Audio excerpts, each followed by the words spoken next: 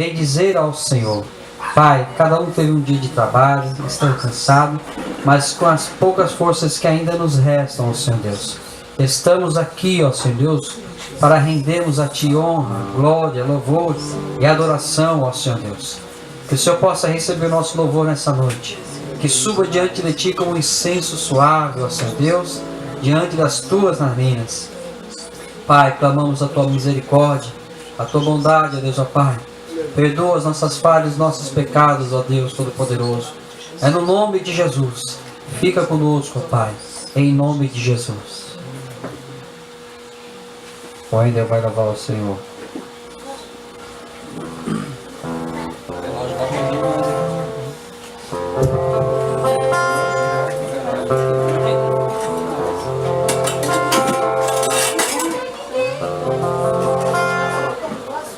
Cumprimento a todos com a paz do Senhor. Nós vamos louvar o Senhor Jesus, o hino 456.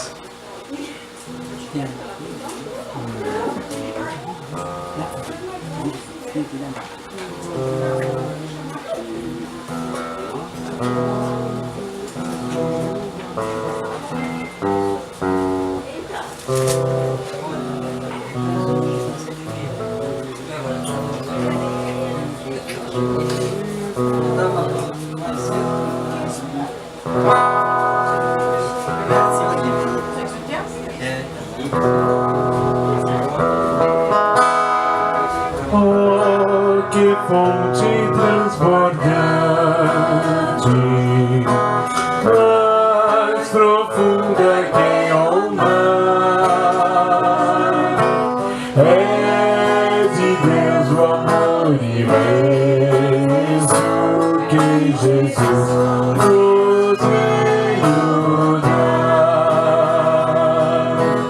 Ele me abriu a porta, Ele me reconciliou, por seu sangue derramado para Deus me consagrou.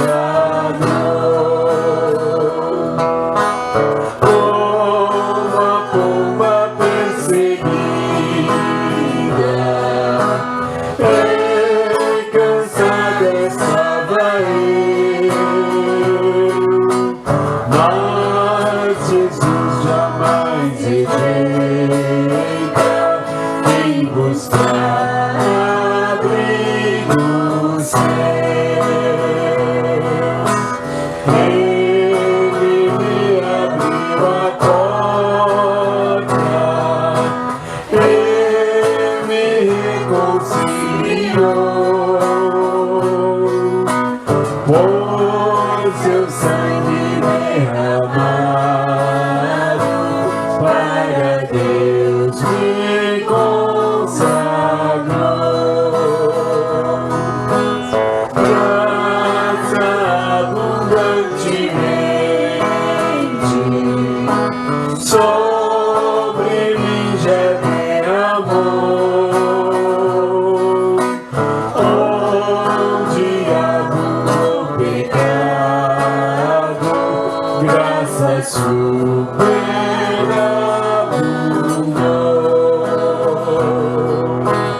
Ele me abriu a porta, Ele me reconciliou,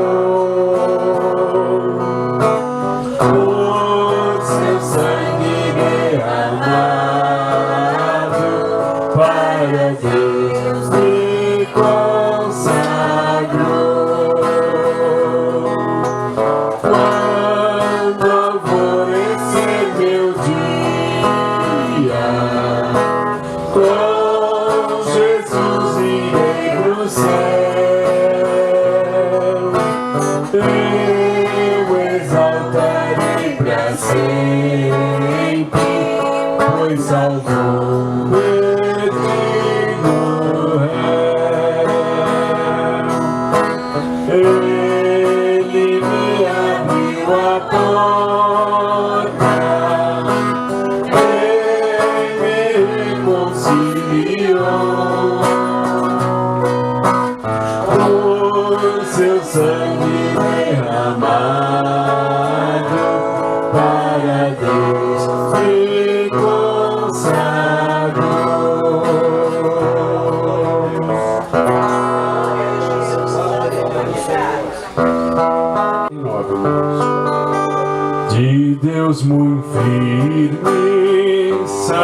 as promessas mais firmes que as montanhas são.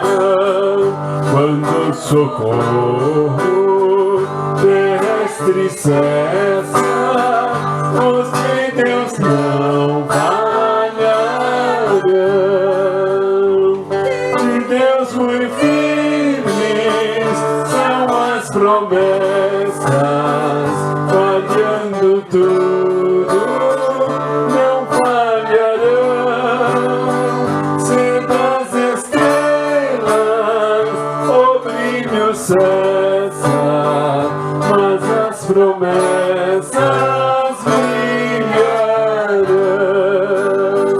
Se a fé te falta nos teus apertos, nas suas promessas descansa em paz.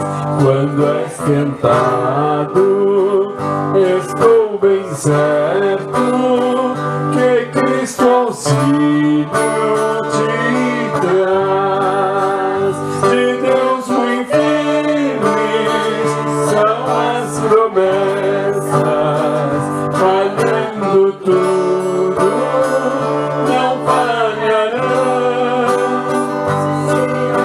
Estrelas, o brilho cessa, mas as promessas brilharão. Se a febre arde, se extingue a vida e quer a morte te arrebatar, nas suas promessas terás guarida bastante pra te abrigar. De Deus muito firmes são as promessas, falhando tudo, não falharão. Se das estrelas o brilho cessa, mas as promessas brilharão. Promessas temos que ao céu de gozo virá levar-nos o Rei Jesus.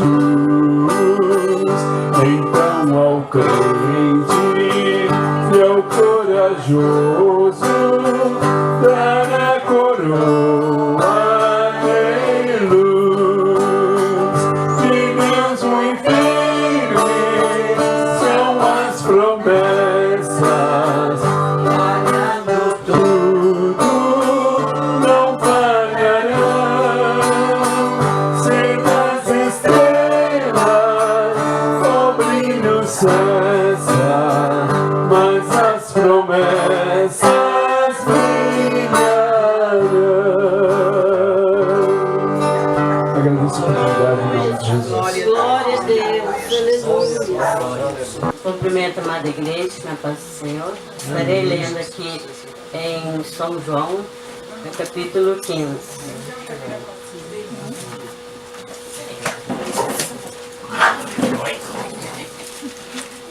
Glória a Deus, aleluia.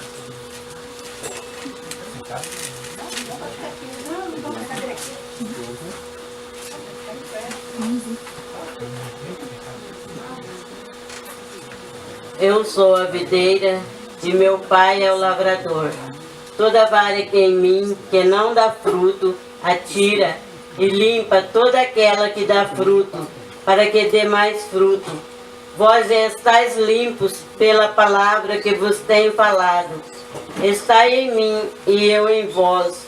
Como a vara de si mesma não pode dar fruto se não estiver na videira, assim também vós, se não estiverdes em mim. Eu sou a videira, vós as varas. Quem está em mim e eu nele, este dá muito fruto, porque sem mim nada podeis fazer. Se alguém não estiver em mim, será lançado fora, como a vara, se secará e os colhem e lançam no fogo e ardem. Se vós estiverdes em mim e as minhas palavras estiverdes em vós, pedireis tudo o que quiserdes e vos será feito. Nisso é glorificado meu Pai, que deis muito fruto, e assim sereis meus discípulos.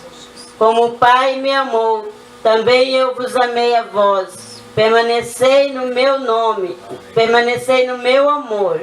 Se guardardes os meus mandamentos, permanecereis no meu amor. Do mesmo modo que eu tenho guardado os mandamentos de meu Pai e permaneço no seu amor. Amém. Glória a Deus. Altíssimo e grandioso Deus, Pai querido, nós louvamos a Ti por mais essa oportunidade que o Senhor tem nos concedido, ó Deus. Gratos estamos, Senhor, por mais este dia. Muito nos alegramos na Tua presença, Pai. Ó Deus, venha, Senhor, falar nos nossos corações nesta noite. Venha alcançar, ó Pai, as almas que estão cansadas, ó Deus, para que venha obter alívio em vossas vidas. A Ti nós agradecemos em nome de Jesus. Amém.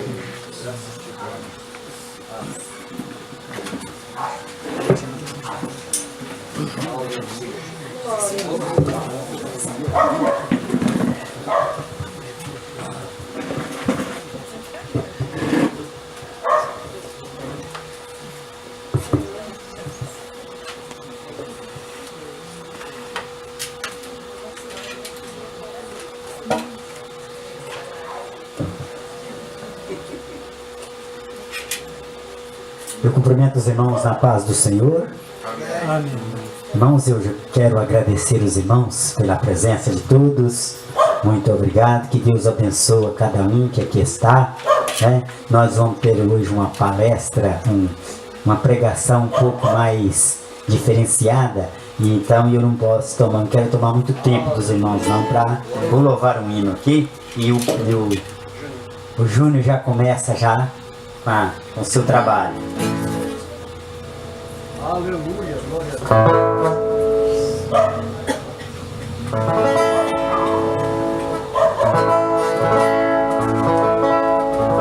Povo escolhido. Grande é o nosso gozo por sermos um povo por Deus escolhido. Somos nação santa, somos a eleita, povo adquirido. Somos sal da terra, somos luz do mundo, a Bíblia que diz. Somos de outra parte, de outro planeta, de outro país. Esse é o motivo da nossa alegria, esse é o motivo da nossa emoção. E se não bastasse do céu, nós ainda somos cidadãos. Éramos perdidos, Jesus nos achou, na cruz nos comprou com seu sangue puro. Por esta razão é que ser cristão é motivo de orgulho.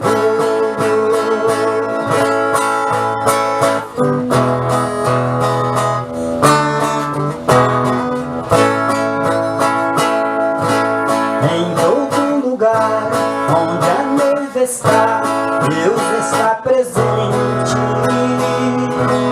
Não nos ignore, não somos melhores, somos diferentes. Contra os principados, contra as potestades, é a nossa guerra. Somos conhecidos por sermos um povo mais feliz da terra. Esse é o motivo da nossa alegria, esse é o motivo da nossa emoção. E se não bastasse o céu, nós ainda somos cidadãos. Éramos perdidos, Jesus nos achou, na cruz nos comprou com seu sangue puro. Por esta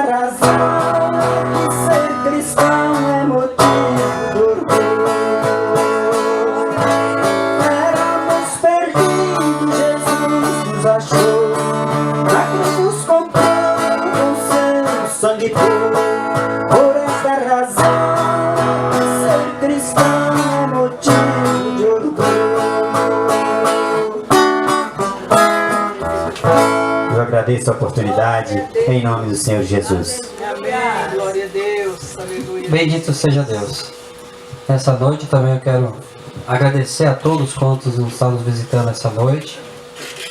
Quero já também de imediato chamar o nosso pastor para orar, do Júnior, apresentar ele aqui.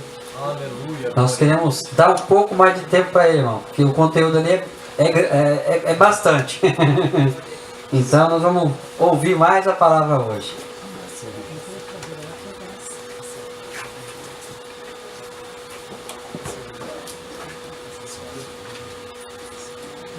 Vamos nos colocar em pé, né? Para estarmos orando. Queremos desejar agradecer o Júnior, né? Que prontamente se dispôs a vir nesse culto. Que o Senhor possa cada vez mais estar honrando, dando graça para o teu céu. Amém? Soberano eterno Deus e Pai, Senhor da glória, queremos agradecer por esse momento que o Senhor tem nos preparado, por essa palavra que o Senhor já tem colocado no coração do teu servo, que venha falar profundamente conosco e que possamos, ó Pai, realmente aprender de Ti, que é manso e humilde do coração, porque no Senhor é que encontramos descanso para a nossa alma. Em nome de Jesus. Amém.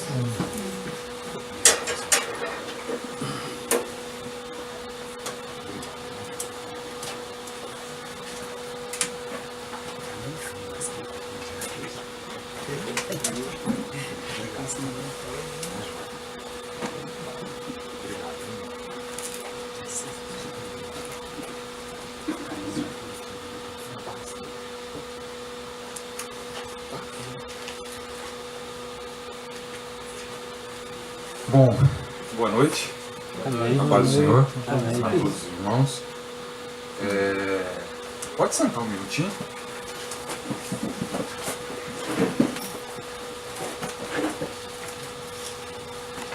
Para quem não me conhece, meu nome é Júnior.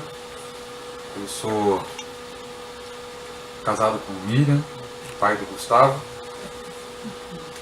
A Miriam, filha da dona Bem-vindo, do seu Vanildo. Eu trabalho em Maringá com uma clínica de reabilitação de dependentes químicos. E hoje eu queria compartilhar um pouquinho com vocês a nossa experiência. E faço parte da igreja em Maringá também. E queria compartilhar com vocês um pouquinho da nossa experiência, amém? Então que Deus fale conosco nessa noite. Você veio aqui para ouvir o Senhor? Amém? Está cansado? Tá, né, irmãos? Hoje os dias são muito corridos, né? Mas graças a Deus, porque a Bíblia diz assim, que os cansados e oprimidos que viessem a Ele, Ele os aliviaria. E que nele nós encontraríamos descanso. Para as nossas almas, para o nosso coração e para o nosso corpo também. Amém? Eu gostaria que você abrisse a sua Bíblia no livro de Coríntios, 1 Coríntios, capítulo 6.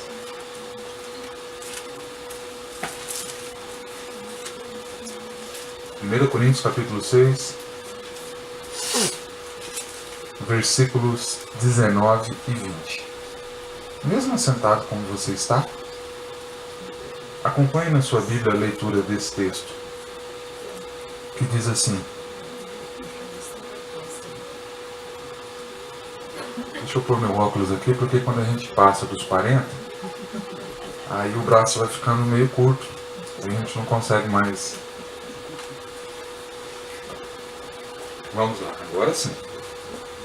1 Coríntios capítulo 6, a partir do versículo 19 e 20. Diz assim: Acaso não sabeis que o vosso corpo é santuário do Espírito Santo, que está em vós, o qual tendes da parte de Deus, e que não sois de vós mesmos? Porque fostes comprados por preço. Agora, pois, glorificai a Deus no vosso corpo. E tem um outro. É esse texto, versículo 19, que diz assim: Acaso não sabeis que o vosso corpo é santuário do Espírito Santo? Amém? Vocês sabem disso? Que o vosso corpo é o santuário do Espírito Santo. Amém? Todos sabem? Que a Bíblia diz que Deus não habita em templo feito por mãos de homens, mas habita o seu coração. Amém? Que Jesus está aqui nessa noite, porque você veio aqui nessa noite. Jesus está aqui, irmãos, nessa noite. E Ele quer falar conosco. E Ele está aqui porque você veio aqui. Porque Ele habita o seu coração. Amém? Bom, eu quero começar a falar um pouquinho. Vou falar um pouquinho sobre a minha experiência no trabalho com pessoas dependentes químicos.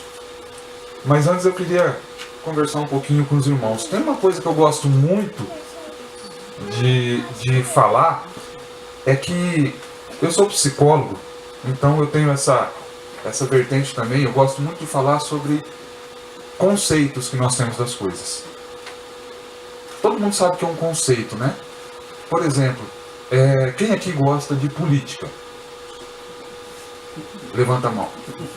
Eu gostaria de entender. Temos 4 aqui que gostam de política. Não é?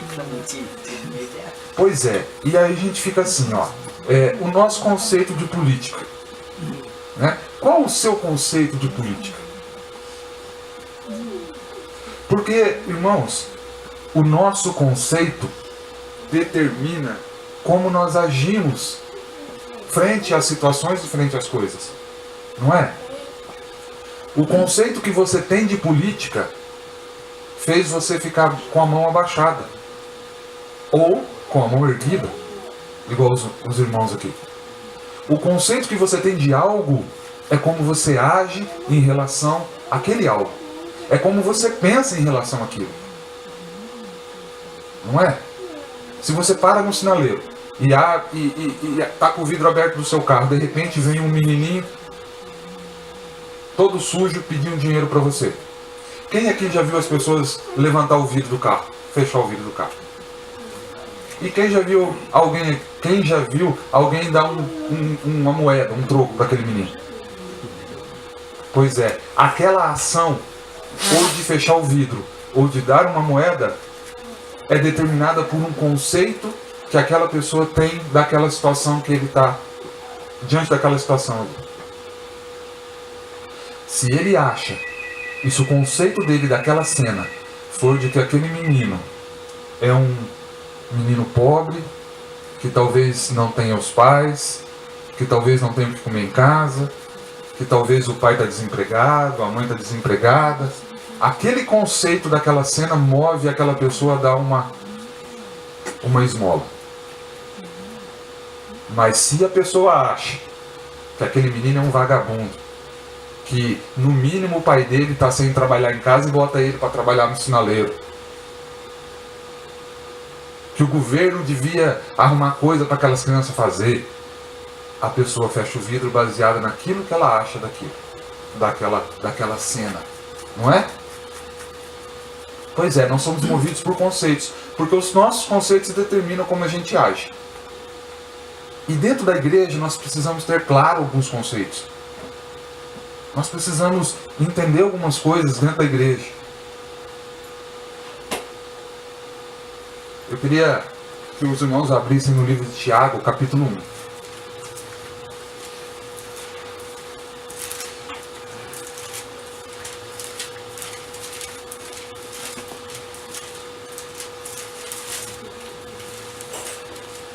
Tiago, capítulo 1.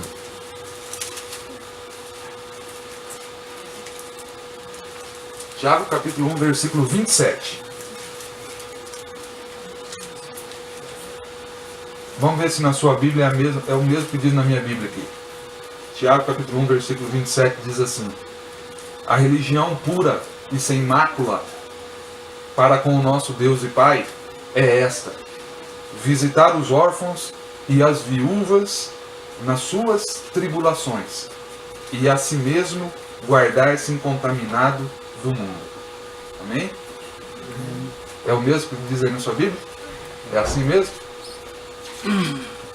Tiago fala que a religião pura e sem mácula com o nosso Deus, para com o nosso Deus, é socorrer os órfãos e as viúvas nas suas tribulações. Tem uma outra versão que diz nas suas necessidades. Amém?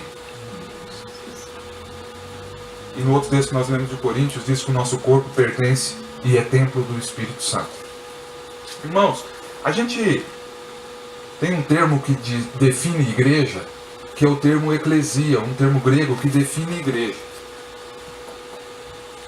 E esse termo eclesia, que define igreja, quer dizer aqueles que são chamados para fora. Vocês sabiam? Eclesia é aquele termo grego que define igreja, que diz aqueles que são chamados para fora. E não aqueles que são chamados para dentro, mas para fora. Quando Jesus dá a promessa do Espírito Santo, ele fala assim: ficai em Jerusalém, até que do alto sejais revestidos de poder. Não é? E aqueles discípulos, quando Jesus foi assunto ao céu, eles estavam onde? Para onde os discípulos foram depois que Jesus morreu, ressuscitou e foi assunto ao céu? Para onde eles foram? Lá para o cenáculo. Aguardar a promessa do Espírito Santo, do Pentecoste, não foi isso? E eles ficaram ali, fechados, aguardando a promessa do Pai. Mas quando veio o Espírito Santo, o que aconteceu com aqueles homens que estavam trancados ali dentro? Eles saíram. E até Atos 1, até o capítulo 8 de Atos, você vê aqueles irmãos que saíram dali e começaram a igreja em Jerusalém. Não foi isso? E olha o que aconteceu. Eles estavam fechados ali por medo dos judeus. Mas veio o Espírito Santo e eles saíram daquela sala. E começaram a pregar em Jerusalém, os apóstolos começaram a pregar o evangelho em Jerusalém. Mas ficaram por ali. Ficaram por ali, em Jerusalém. Mas quando chega a Atos capítulo 8, o que acontece na igreja? Atos capítulo 8 acontece a perseguição e a igreja se dispersa para todo mundo. Porque eclesia é aqueles que são chamados para fora e não para dentro.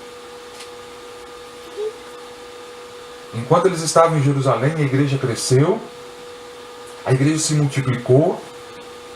Atos capítulo 2, versículo 42 diz assim que eles estavam juntos e era tudo em comum entre eles, e eles vendiam as suas propriedades e repartiam entre aqueles que não tinham condições. E a Bíblia, em Atos 2,42 diz assim: e perseveravam na comunhão, na oração, no partir do pão. Não é isso? Eles estavam juntos, mas depois eles saíram. E eu queria dizer para os irmãos que nós precisamos, como igreja, a gente precisa sair também. A gente não pode ficar. Eu não estou dizendo para ninguém aqui abandonar a igreja e ir embora para outro lugar, não. Eu estou dizendo que a religião pura e sem mácula diante de Deus nosso Pai é socorrer os órfãos e as viúvas nas suas tribulações. E muitas vezes eles estão aqui do nosso lado, na frente da nossa casa, e não estão dentro da igreja. E há aqueles que estão dentro da igreja também.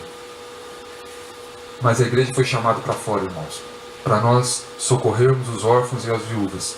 Eu queria falar um pouquinho para vocês sobre um mal que assola o mundo hoje. A primeira coisa que eu queria dizer é: quem aqui tem um parente, um colega, um conhecido, ouviu falar, um vizinho, alguém que está com problema com drogas? Tem? Tem, né? Tem algumas pessoas, né? Porque esse mal tem assolado o mundo hoje. E os irmãos, me desculpem a notícia, mas não há uma previsão de acabar com isso. Há alguns estudiosos que dizem que a guerra contra as drogas nós perdemos. Não há como mais reverter esse quadro. Dado a extensão de que esse problema se tornou no mundo todo. E eu trabalho com dependentes químicos. Eu escuto aqueles meninos, eu trabalho com eles na recuperação deles, e escuto aqueles pais de família, aqueles jovens relatar suas histórias. E isso me fez pensar uma coisa, irmãos.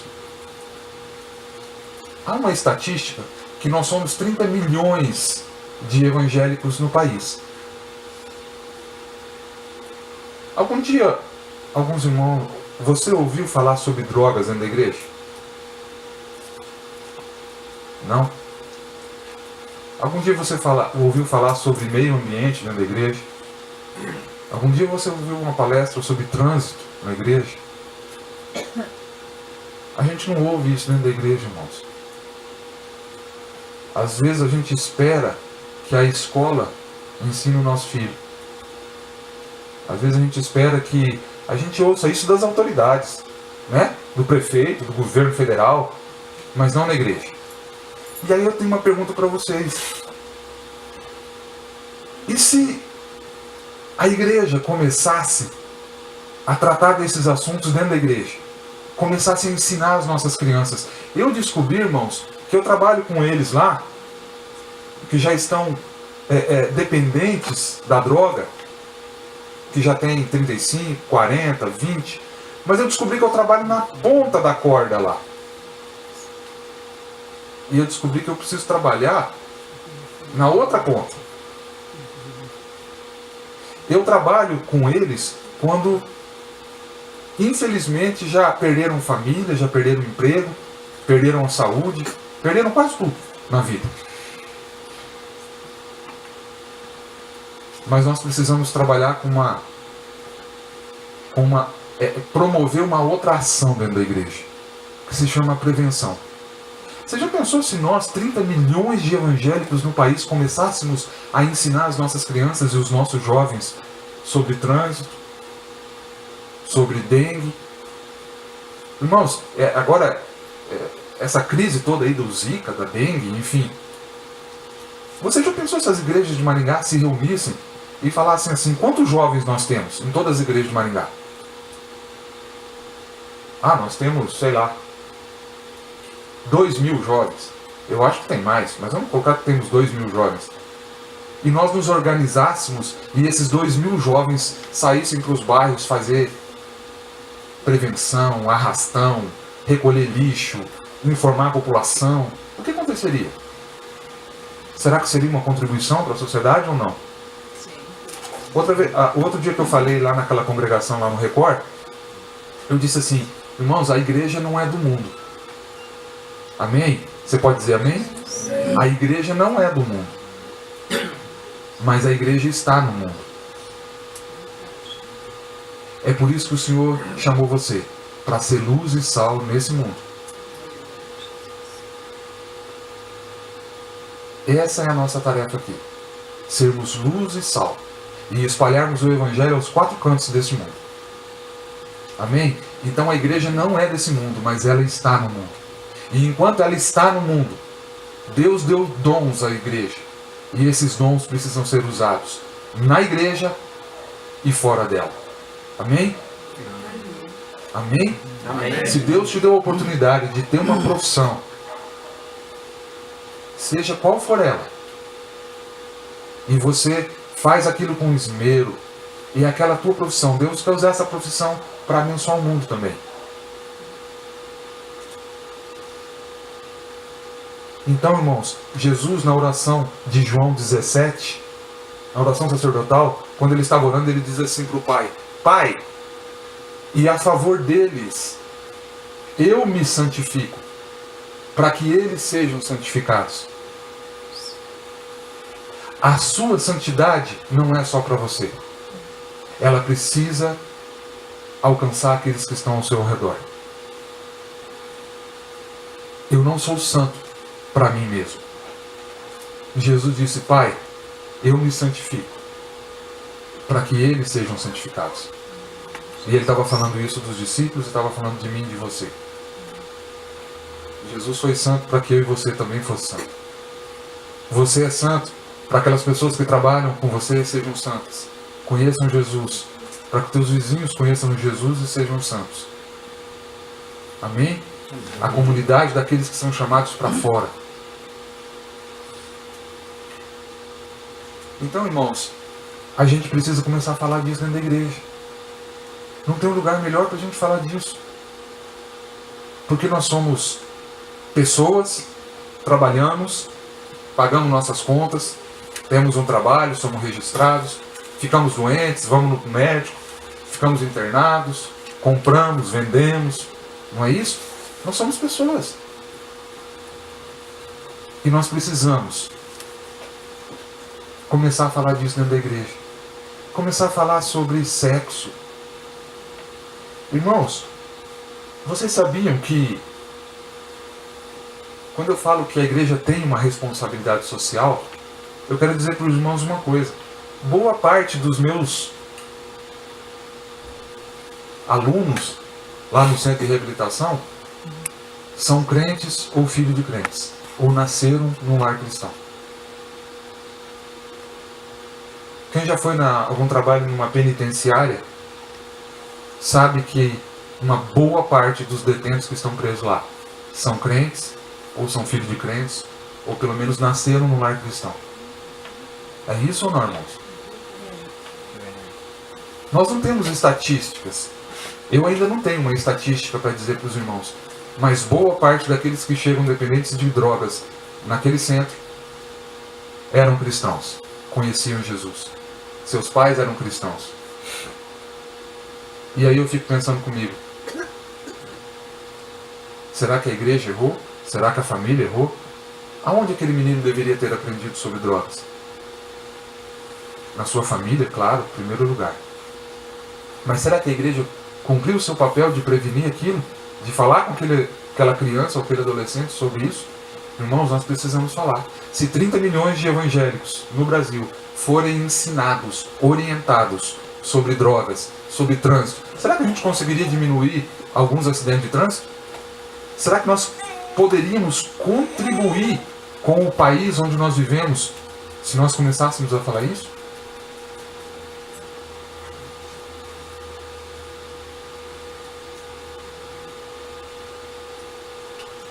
O que ia acontecer, irmãos, se nós começássemos a falar sobre isso na igreja? Alguns aqui levantaram as mãos que conhecem, ou tem na família, ou tem um parente, né, ou já viveu uma história de dependência química na família. E isso é terrível. Então, eu queria falar um pouquinho rápido com vocês sobre isso. Qual que é o melhor remédio para as drogas? Alguém sabe? Qual é o melhor remédio para as drogas? Deus. Quem falou Deus? Amém. De todos os meninos que passam lá pela casa, eu posso afirmar para vocês que aqueles que de fato conhecem o Senhor, aqueles que de fato têm um compromisso com Deus, tiveram uma experiência com Deus, esses são muito mais se recuperam com muito mais facilidade do que aqueles que não querem nada. Eu vou usar um termo que, esse termo aí fora eles usam a religião, eles não falam de Jesus, mas eles falam a religião, eles falam da fé. É comprovado cientificamente que a fé tem um poder sobre a recuperação do dependente químico. Mas agora falando em termos técnicos, você sabe qual que é o melhor remédio para a droga? Bíblia. O conhecimento. Tem uma palavrinha, e tem até um ditado popular, eu gosto muito desses ditados, que tem um ditado que diz assim, é melhor prevenir do que remediar. Não é? Eu tô lá com 21 pessoas remediando eles, dando remédio para eles. Porque talvez muitos deles poderiam não estar lá se tivesse sido prevenido, né? A prevenção é o melhor remédio. A palavra do Senhor diz assim, que o meu povo erra por falta de conhecimento. Não é isso? Será que isso a Bíblia está dizendo, né? Que nós erramos e pecamos por falta de conhecimento. Será que se a gente começasse a conhecer ou ensinar as pessoas, será que elas errariam menos? Eu creio que sim. Se a gente conhecer mais sobre o mundo das drogas, nós temos condições de ensinar melhor aqueles que estão ao nosso redor, talvez os nossos filhos, as nossas crianças, na nossa família, na igreja. Nós precisamos conhecer, irmãos. E quanto mais eu leio sobre isso, mais coisa eu descubro sobre isso. Então, eu queria falar rapidinho com vocês, com os irmãos, sobre o que são as drogas. O que é droga? Droga é uma palavra ruim, não é? Pesada, não é? Quem já ouviu alguém dizer assim, nossa, essa vida está uma droga? Não é? Aí o irmão bate o dedo lá, ai, que droga! Não é? Droga está relacionado com alguma coisa ruim. Né? E eu vou dizer para os irmãos que uma das definições de drogas é qualquer substância que altere ou modifica uma ou mais das suas funções fisiológicas ou psicológicas é droga. Trocando em miúdo, o Doril que você toma para dor de cabeça é droga.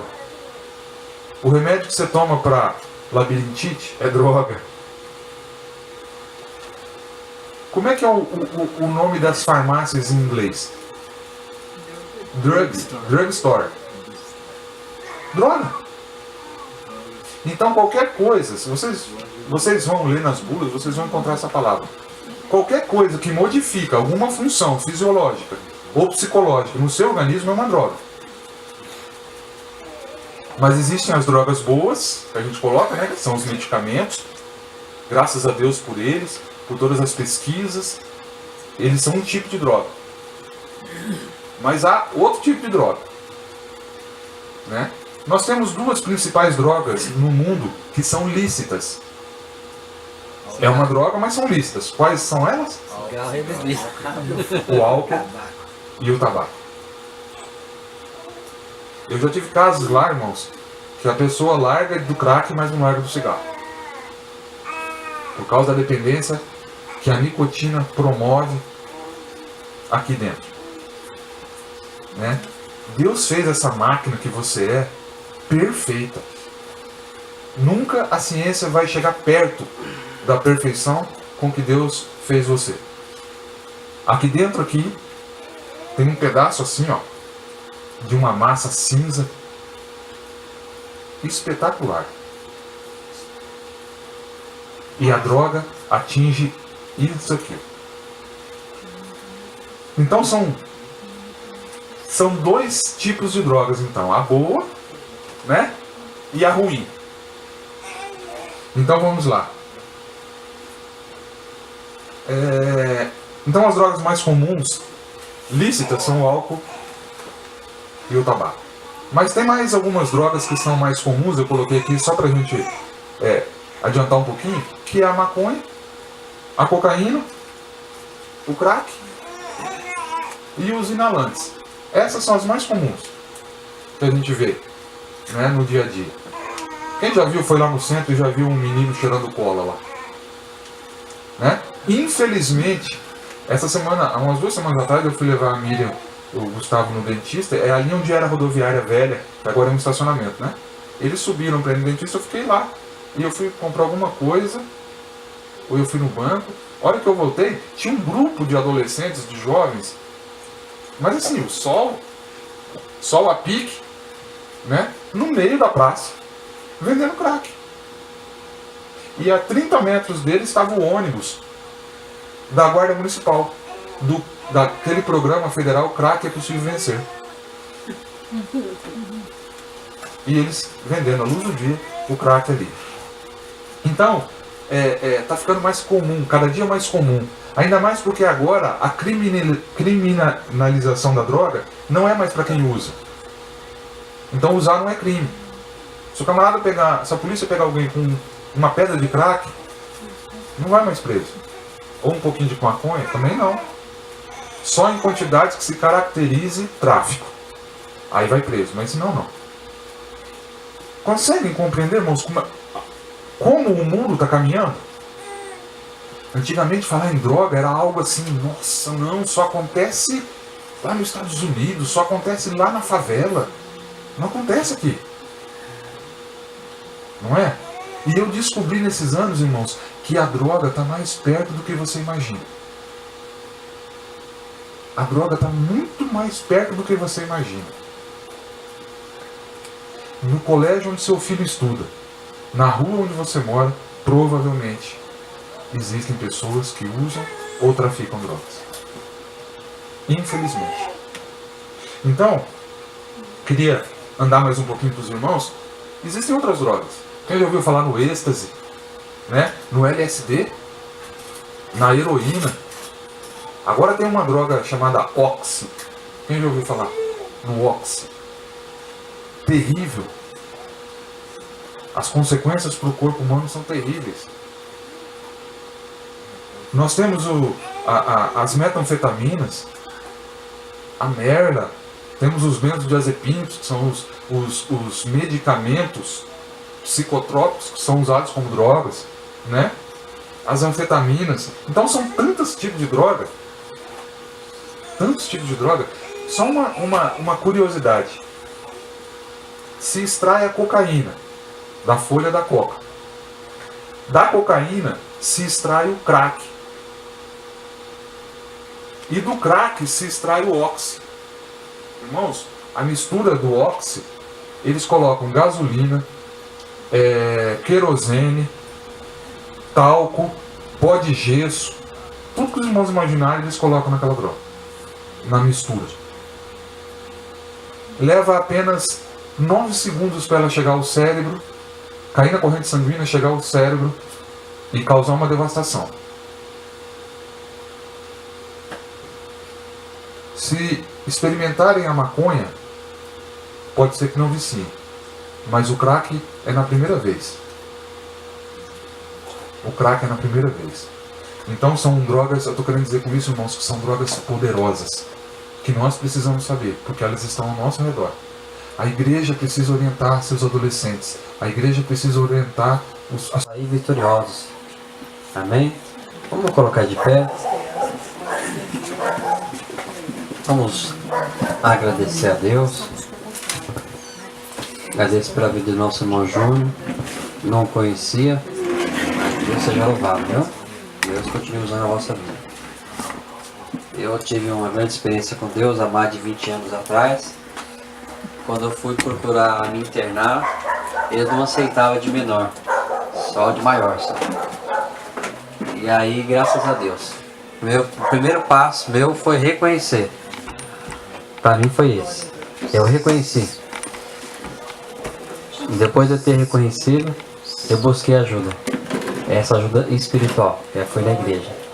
Aí eu entrei em mais de 20 anos. Nunca voltei atrás. Aceitei Jesus aquele dia. Eu não falei que eu aceitei, eu falei que eu assumi ele, né? Porque muitos aceitam e voltam para trás. Eu aceitei, assumi e nunca voltei para trás. Vontade teve muitas, mas nenhuma, graças a Deus, me fez com que eu desistisse de Cristo. Senhor Deus Todo-Poderoso, graças te dou, ó Pai, pela vida do Júnior.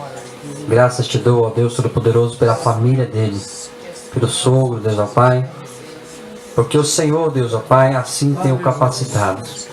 Tem capacitado esta família, Senhor, ó Pai, que é a base de tudo aquilo que ele tem, o Senhor Deus Todo-Poderoso.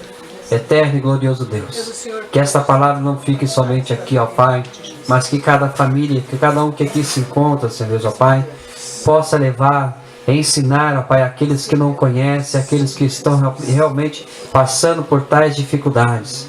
Senhor Deus Todo-Poderoso, nessa noite, eu peço a Ti, ó Pai, que despeça o Teu povo em paz e segurança, guardando e livrando todo mal, dando uma noite abençoada, em nome de Jesus. Estenda as suas mãos. Que o amor de Deus, a graça do nosso Senhor Jesus Cristo e as doces consolação do Espírito Santo estejam com todos vós. Todos digam. Amém.